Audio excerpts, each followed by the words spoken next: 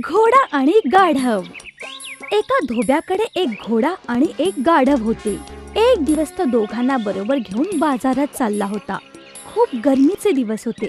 धोब्याने गाढवाच्या पाठीवर मोठे कपड्यांचे ओझे लादले होते, पण घोड्याच्या पाठीवर मात्र काहीच नव्हते.